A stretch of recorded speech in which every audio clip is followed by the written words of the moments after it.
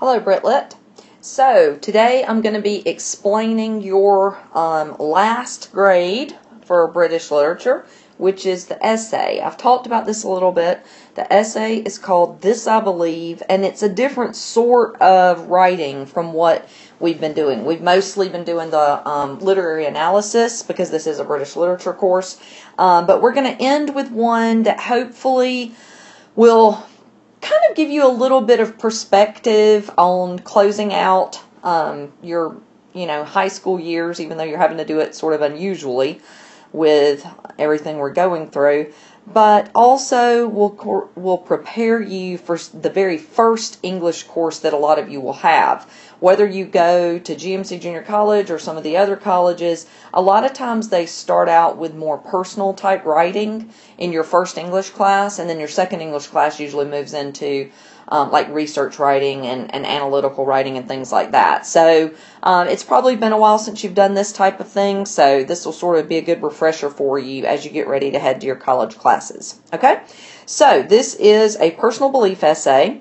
and as you can see, and this document of course is on the portal. I put it on down at the very bottom. When you look under my lesson plans, it says resources for this I believe essay. So it's down at the very bottom. So don't look under resources for Jane Eyre. It's at the bottom. Okay. And so as it says, you have to complete the rough draft on Monday and submit it to turn it in that night. You have to submit the rough draft on time, because then what I have to do Tuesday morning is I have to turn on the peer edit part so that you can peer edit. It'll randomly assign you somebody else's essay.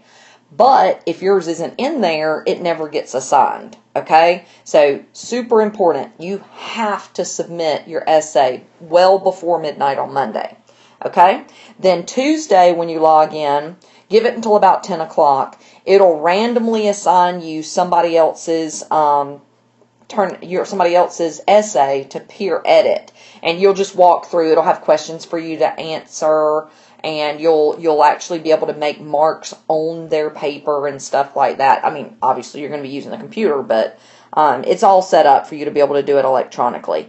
So you'll do that by midnight on Tuesday, and then Wednesday and Thursday are when you're testing for your other classes. Of course, if you want to look at your revision, you can. But Friday, you're going to spend your time revising and getting your final draft ready to go, and that has to come in by midnight Friday night. And this does count as our last test grade. Okay? So that's just kind of like a little reminder there for what all's coming up. So today we're going to talk about what exactly you need to do for this essay, and we're going to look at some examples together.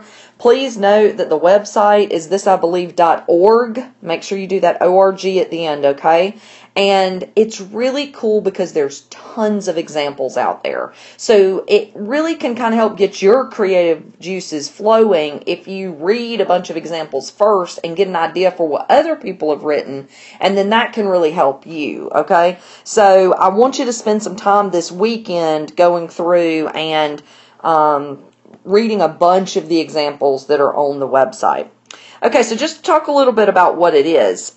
This is a personal essay, but it's closely related to a narrative or a memoir.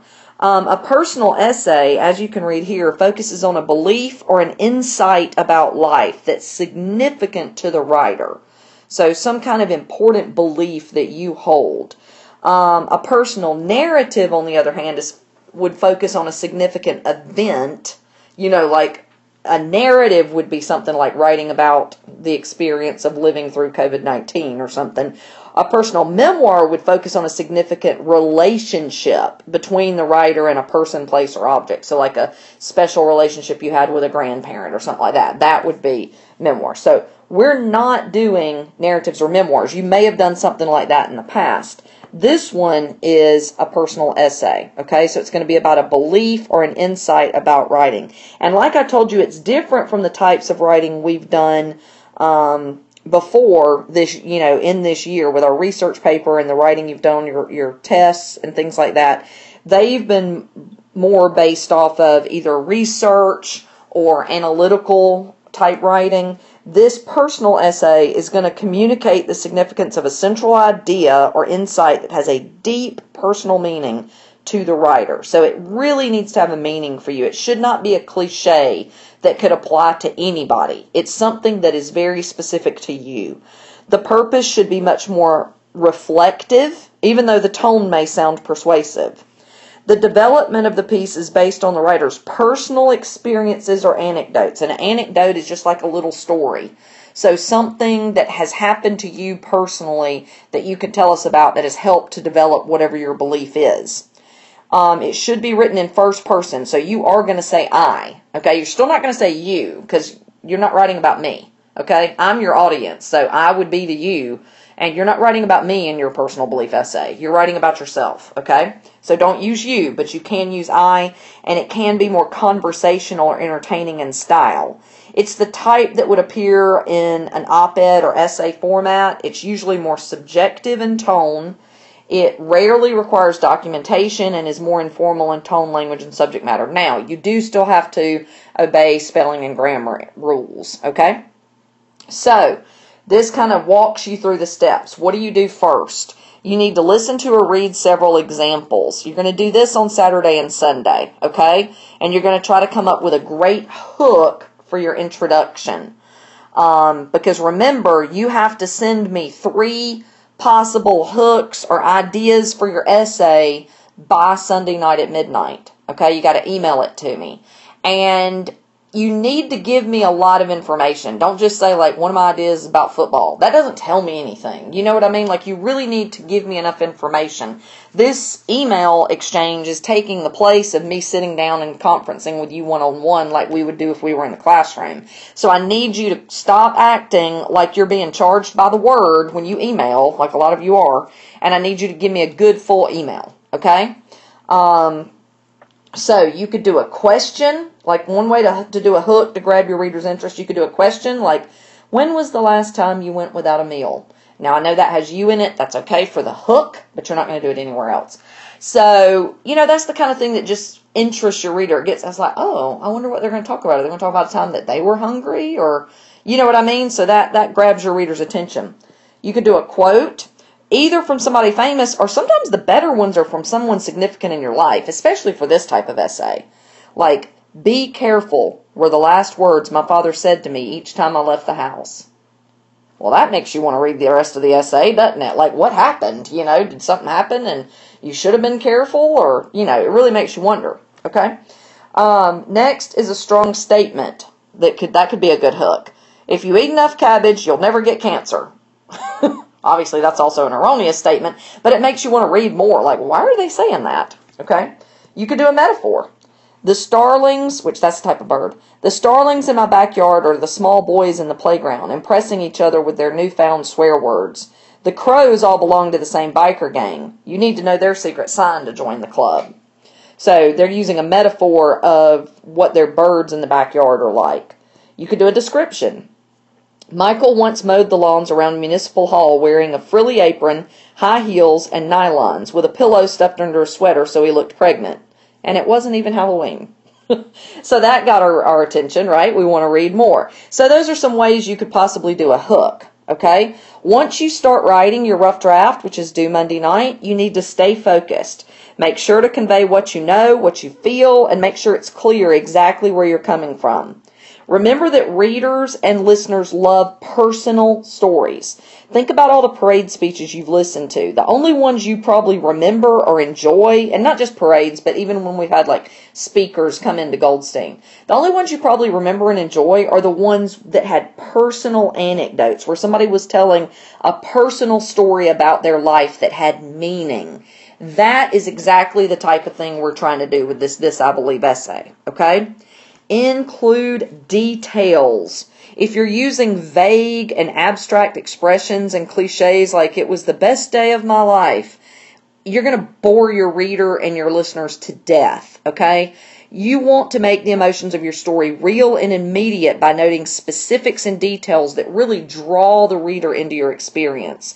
Do not speak in general terms. Be specific, okay? Use your senses. Don't just talk about what you saw and what was going on. Talk about the sounds. Talk about if you were tasting something or touching something or what you smelled. Like, really try to draw in more of the senses to engage your reader. Okay? So how do you finish? The biggest thing to remember is when you finish, you're going to come full circle. Okay? It's going to come back to where it started. So whatever the fabulous hook was that you started with, you're going to circle back to it and mention something about that anecdote again. So when you circle back around to something you noted in the beginning, your reader's going to feel that sense of closure. Okay? And then make sure you've developed your ideas enough so your reader can summarize the main idea about what you believe or your insight about life. Your peer editor's going to have to do that, so they should know by the end. Now, let me talk a little bit about topics with you here. You're not going to do broad, general things that most Americans would say. You're not going to say, I believe in my country, or I believe in God, or I believe in love, or you know what I mean? Like, boring. Everybody does. Well, how's that exciting? You're going to do very specific, off-the-wall things. I'll give you an example. Years ago, it was actually class of 2015, I had a girl who wrote a story called, I Believe You Should Cut the Grass in the Nude. And I was like, okay, where are we going with this? But it was the cutest essay. She wrote about this funny story about how her mom, so that she wouldn't get tan lines, was cutting the grass in the nude because they lived out in the middle of nowhere. But the UPS man drove down the driveway to deliver something, and he was so shocked and horrified, he immediately just reversed all the way down their driveway and left, and she had to go run, put on clothes, and like drive after him to try to catch him. So it was a funny story, but she took it past that and made it into a belief, because she said, you know, that even though that was a funny story, the belief about life that her mom had taught her is that you should be comfortable in your own skin. Because she said, you know, her mom obviously was older, had had kids, you know, didn't have some kind of model's body, but she was comfortable in her own skin and had taught her children to be the same, to be comfortable with who you are and not to feel like you always have to, like, cover up yourself and worry about your flaws and all that. So it wound up being a really cute essay, and I still remember it 5 years later because it was hilarious, and it definitely caught your attention, you know? So you're looking at stuff like that, stuff that's going to be more personal. And again, we're about to look at some examples. So you're not going to do like, I believe in God, I believe in religion, I believe in love, all those big broad things that everybody would say. You're going to do something that could only have been written by you, okay? So that's going to be a huge thing. Okay, so these are some tips for writing the essay that came off the I Believe website. And all you have to do to look at these tips and lots of other advice is just go to thisibelieve.org, and all of this information is there for you. I just tried to like pull out, you know, some key elements. Tell a story, okay? Be specific. Take your belief out of the ether and ground it in the events of your life. Consider moments when your belief was formed or tested or changed. Think of your own experiences through work and family or school, and tell of things you know that no one else does. So that could even be GMC. I mean, even though GMC, everybody you're graduating with has had some of the same experiences as you have, if you thought about turning this into, because you actually can submit these essays when you get done with them if you want to the website, they might be published. That would be a unique experience for somebody else to read about, you know. So it could be funny, but it has to be real, okay? Make sure your story ties in to the essence of your daily life philosophy and shaping your beliefs. This is going to be a short essay. I'm looking for you to do around 500 words. And we're going to look at the rubric next. So it's not a long essay.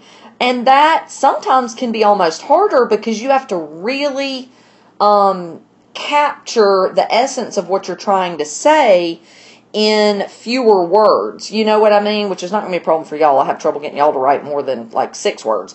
So y'all are going to have to write more. But it's not going to be like a, 12-page paper or anything crazy like that.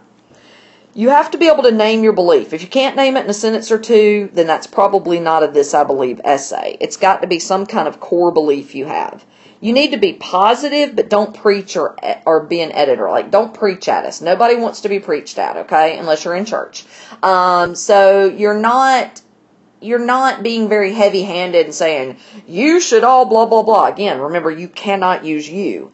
Or you're not saying everybody should do this or blah, blah, blah. Like, you're talking about you personally. What is the belief for you? Why does it work for you? Why is it important for you? And you're not trying to make it seem like that's something everybody else in the world should do too. Okay? It's got to be about you. And then lastly, be personal. Okay? You want to have the right words, the right tone, and make sure that it truly echoes your belief. Okay? Whenever this series was introduced back in the 1950s on National Public Radio, the host, Edward R. Murrow, said, "Never has the need for personal philosophies of this kind been so urgent." You know, that's probably even more true now. Okay? So next we'll look at the rubric. You can see that to get an A for the length section, which is only one section, notice you've got others, but the length between 475 and 500 will get you, in that A section here. You want a good introduction with a startling statement that hooks the reader. The body paragraphs are going to be very descriptive and full of imagery and masterfully develop the point of the essay. The conclusion is poignant and touching and reveals, maybe in a surprising way, why the startling statement actually is true. And the essay should be beautifully organized with good transition and progression of details. Okay, so the next thing that I'm going to do is pull up the actual website, okay? So if you want to follow along with me, it's on this, I believe, .org, okay? And when you pull up the website, you're going to see these bars at the top. One says Explore. That's the main place you're going to be looking. Because under Explore, you'll see featured essays, you'll see Browse by Theme, and then this, I believe, podcast and essay search, okay? So you probably want to explore a lot of the featured essays first. They're featured because somebody, decided those were some really good ones. But then you can explore by theme later. You can browse by theme and pull up, and there's themes about all kinds of stuff. Hope, humanism, race, death, love, morality, equality, freedom, forgiveness, like all kinds of different themes that you can look at, okay, that the essays will have on there. But we're going to start just by looking at the actual websites itself on that main page.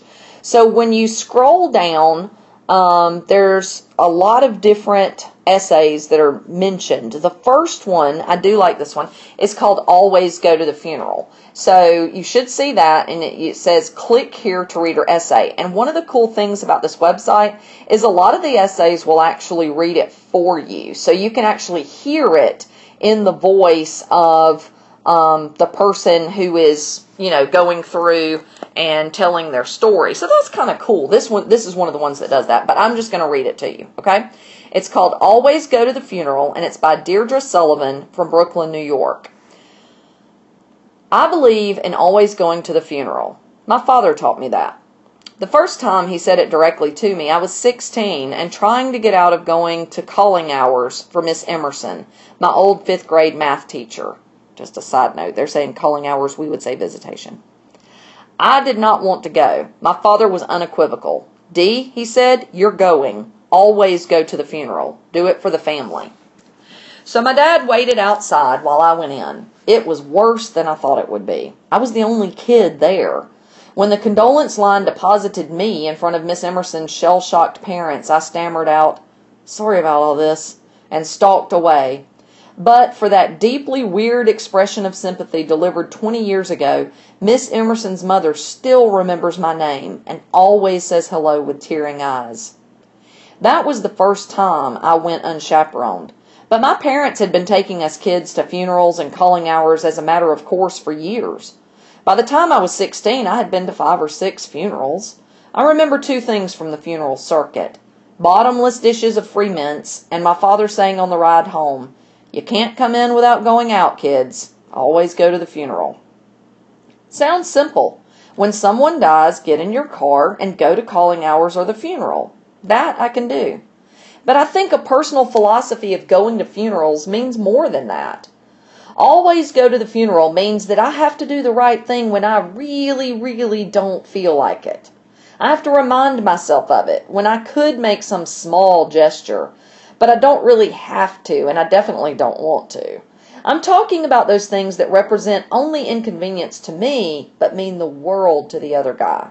You know, the painfully underattended birthday party, the hospital visit during happy hour, the Shiva call for one of my ex's uncles. In my humdrum life, the daily battle hasn't been good versus evil. It's hardly so epic. Most days, my real battle is doing good versus doing nothing. In going to funerals, I've come to believe that while I wait to make a grand heroic gesture, I should just stick to the small inconveniences that let me share in life's inevitable, occasional calamity. On a cold April night 3 years ago, my father died a quiet death from cancer. His funeral was on a Wednesday, middle of the work week. I had been numb for days when, for some reason, during the funeral, I turned and looked back at the folks in the church. The memory of it still takes my breath away. The most human, powerful, and humbling thing I've ever seen was a church at 3 o'clock on a Wednesday, full of inconvenienced people who believe in going to the funeral. So that's the end of that one. So do you see what I'm talking about? Do you see what we're going for there? It's something that's very personal. It starts off with some kind of little anecdote and then goes into the belief more, okay? There's another one I'll read on here to you real quick. I'm not going to read a ton of them because, I mean, you can go on and read them. But just to give you another idea of one that's a little funnier, because that one was kind of sad and poignant, but this one's a little funnier. It's called Be Cool to the Pizza Dude, and it's on that same page right below it, okay? So, again, the title is Be Cool to the Pizza Dude, and it's written by Sarah Adams from Port Orchard, Washington. If I have one operating philosophy about life, it is this. Be cool to the pizza delivery dude. It's good luck. 4 principles guide the pizza dude philosophy. Principle 1. Coolness to the pizza delivery dude is a practice in humility and forgiveness. I let him cut me off in traffic, let him safely hit the exit ramp from the left lane, let him forget to use his blinker, without extending any of my digits out the window or towards my horn. Because there should be one moment in my harried life when a car may encroach or cut off or pass, and I let it go. Sometimes when I've become so certain of my ownership of my lane, daring anyone to challenge me, the pizza dude speeds by me in his rusted Chevette, his pizza light atop his car glowing like a beacon, reminds me to check myself as I flow through the world. After all, the dude is delivering pizza to young and old, families and singletons, gays and straights, blacks, whites and browns, rich and poor, vegetarians and meat lovers alike. As he journeys, I give safe passage, practice restraint, show courtesy, and contain my anger. Principle 2. Coolness to the pizza delivery dude is a practice in empathy. Let's face it, we've all taken jobs just to have a job because some money's better than none. I've held an assortment of these jobs and was grateful for the paycheck that meant I didn't have to share my Cheerios with my cats. In the big pizza wheel of life, sometimes you're the hot bubbly cheese and sometimes you're the burnt crust. It's good to remember the fickle spinning of that wheel. Principle 3. Coolness to the pizza delivery dude is a practice in honor, and it reminds me to honor honest work. Let me tell you something about these dudes. They never took over a company and as CEO artificially inflated the value of the stock and cashed out their own shares, bringing the company to the brink of bankruptcy, resulting in 20,000 people losing their jobs while the CEO builds a home the size of a luxury hotel. Rather, these dudes sleep the sleep of the just. Principle 4. Coolness to the pizza delivery dude is a practice in equality.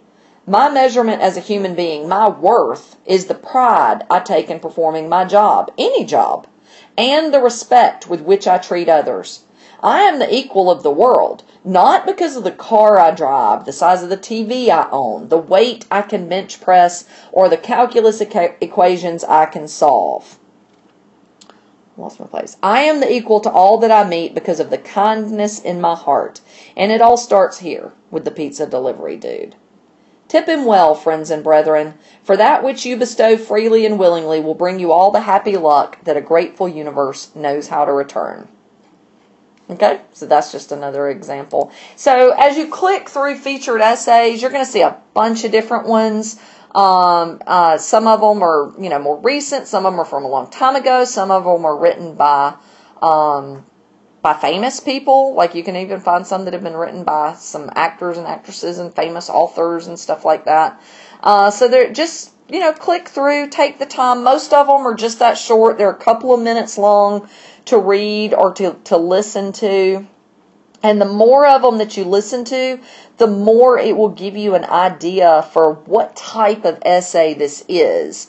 And it'll really kind of get you thinking about what you could write about. Okay? So again, I want to have that back and forth dialogue with you. So feel free to email me, over the weekend as you're thinking. But you have to email me by Sunday night with at least 3 possible ideas for what you could write about. Or if you just absolutely are like, oh, I know exactly what I'm going to do, and you've already got it in your mind, then you can just write to me about that and say, what do you think about this? And I'll try to get back to you. Sunday is Mother's Day, so I may not get back to you till Monday morning. But also I want to remind you that Monday I'm going to have an open Zoom class, and I'll email out about that Monday morning. But just kind of a drop-in, if you just want to drop in and kind of talk with me so we get that sort of one-on-one FaceTime. I think some of the math teachers have been doing this, where you could just drop in and ask a question. I really encourage you to do that, because sometimes talking these things out can really give you that good idea for how you want to do your essay, how you want to close it, how you want to introduce it, that kind of stuff. I'd love to help you with that. So feel free to drop in between 11 and 12 on Monday. And again, I'll email out that Zoom link to you. And, I want to help you with that. And then your rough draft of this is going to be due Monday night. Okay? All right, that's it. Be good to your mamas. It's Mother's Day this weekend. Have a good one.